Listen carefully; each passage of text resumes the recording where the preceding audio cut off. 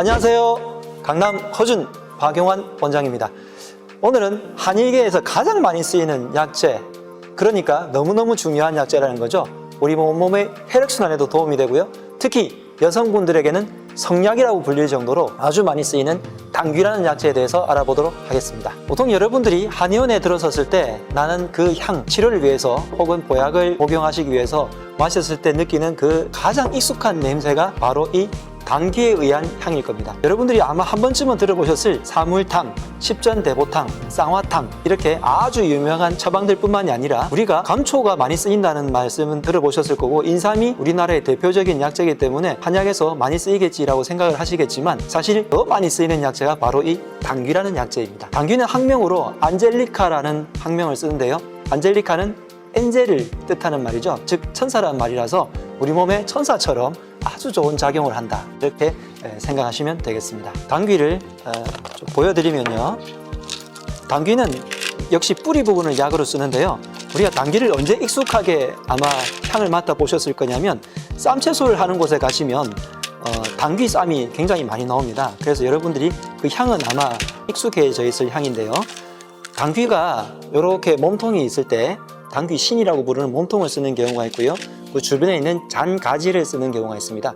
둘 다 약효가 조금씩은 달라서 한의사들은 굉장히 구분해서 쓰는데, 실제로 여러분들이 이 당귀라는 약재를 쓰실 때에는 기원을, 원산지를 보는 게 더 중요합니다. 우리가 쌈채소로 나오는 당귀는 보통 1당귀라 그래서 일본에서 건너온 당귀를 쓰고요, 약재로 쓸 때는 토종인 토당귀 혹은 참당귀라고 부르는 당귀를 씁니다. 1당귀들은 꽃의 색깔이 나중에 하얀색으로 나오고요, 우리나라 토당귀는 꽃의 색깔이 자줏빛을 띠게 돼서 구분이 되고 피를 보충해주는 작용이 필요하다 이러면 1당귀 혹은 외당귀를 쓰고요, 우리 몸에서 혈액순환을 하게 하는데 더 도움을 주겠다 하면은 참당귀 혹은 토당귀를 쓰면 되겠습니다. 즉 피에 대한 작용을 한다, 이것으로 요약을 할 수 있습니다.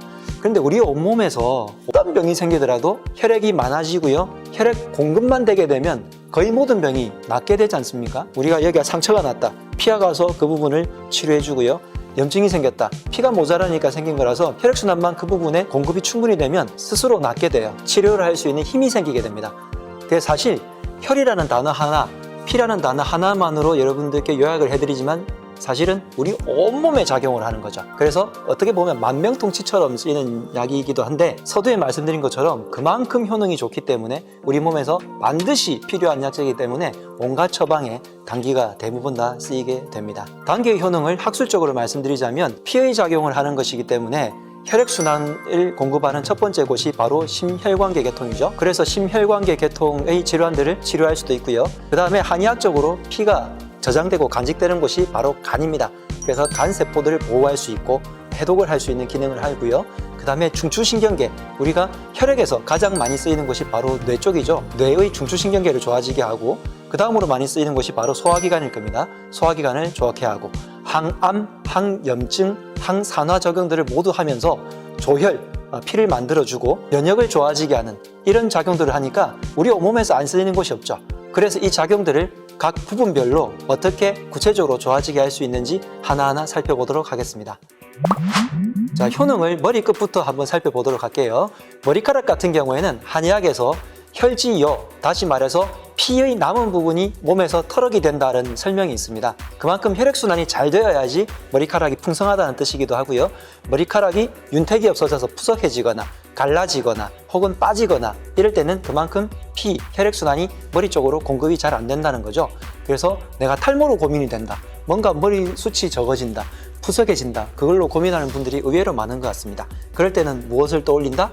피를 좋게 하는 당귀를 떠올리시는 겁니다. 머리카락뿐만이 아니라 머리 속에 있는 아까 중추신경을 좋아지게 한다는 걸로 말씀을 드렸는데요, 현대 양리작용에서 알츠하이머라든지 뇌 쪽의 질환들을 연구하는 기관들에서 당귀를 굉장히 주목을 해서 쓰고 있습니다. 아마 조만간 당귀에서 추출한 물질들을 가지고 뇌를 좋아지게 하는 약들이 아마 개발되는 것을 소식을 들을 수도 있을 것 같은데요, 건망증, 나중에는 치매나 알츠하이머까지 좋아지게 이렇게 치료할 수 있는 약초로서 당귀에 굉장히 많이 주목을 했다는 사실을 기억해 주시기 바랍니다. 그 다음으로 눈 같은 경우에는 혈액이 우리 몸에서 굉장히 많이 눈에 공급이 많이 돼야 되거든요. 피가 굉장히 많이 쓰이는 곳이 눈이기 때문에 시력이 나빠진다, 안구 건조증이 생긴다, 눈이 침침하다 할 때도 당귀 같은 피의 작용이 굉장히 필요하기 때문에 당귀 같은 약재들이 필요하고요. 그 다음으로 우리 온몸의 피부에 피가 말초 혈액 순환까지 돼야 되잖아요. 그렇기 때문에 말초 혈액을 순환을 해서 충분히 혈액을 공급해주는 당귀 같은 것들이 있으면 피가 맑아지고 윤택해지고 화상 샤방하는 피부가 될 수 있습니다. 조금 더 내려가 볼까요?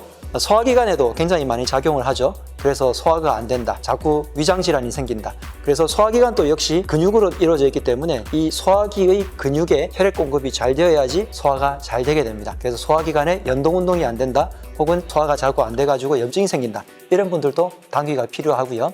심혈관계 질환뿐만이 아니라 간 쪽에 어떤 문제가 있을 때 한약이 간에 굉장히 좋다는 것은 널리 알려진 사실이죠.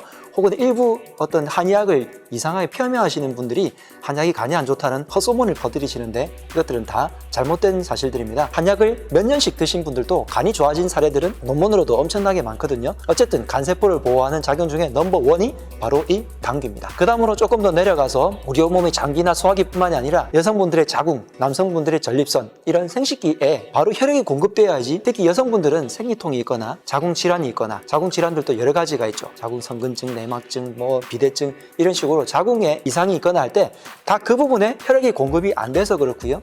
특히 여성분들은 한 달에 한 번씩 생리를 하고 특히 출산 과정을 거치면서 내 몸에 혈액을 굉장히 많이 소모를 합니다. 그렇기 때문에 여성분들에게는 특히나 당귀가 중요해서 처음에 제가 말씀드렸죠. 여성의 성약이라고 말할 정도로 굉장히 중요한 약재입니다. 여성의 자궁 질환에도 좋지만 남성들의 전립선에도 좋은 작용을 해서 양리작용 중에서 당귀에 있는 성분을 추출을 해서 전립선 치료제로 개발을 하고 있다는 소식도 논문을 통해서 많이 알 수 있습니다. 제가 지금까지 쭉 말씀드린 게 머리 끝부터 발끝까지 온몸에 쓰이지 않는 곳이 없죠. 우리나라는 사실 참 독특한 나라예요.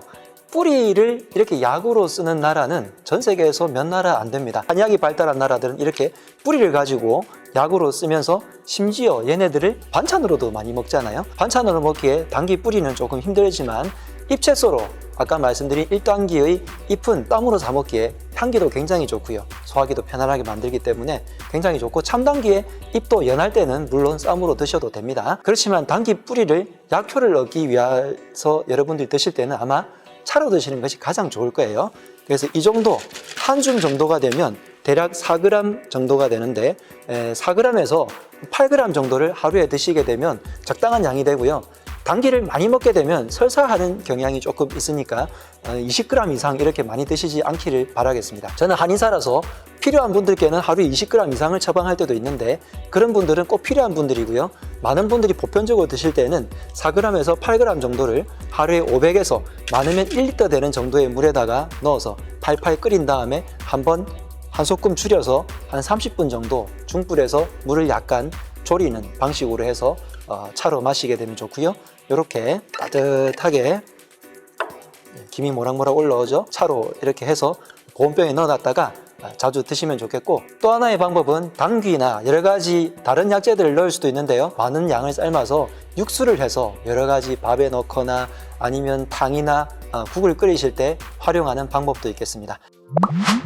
오늘은 당귀에 대해서 말씀드렸는데요. 이렇게 차로 만들어서 따뜻하게 마시시면 좋겠고요. 우리 온몸에서 혈액순환이 반드시 필요하지 않습니까? 그래서 남녀노소 누구에게나 권하고 싶은 차로 당귀차를 권해드리고 싶습니다.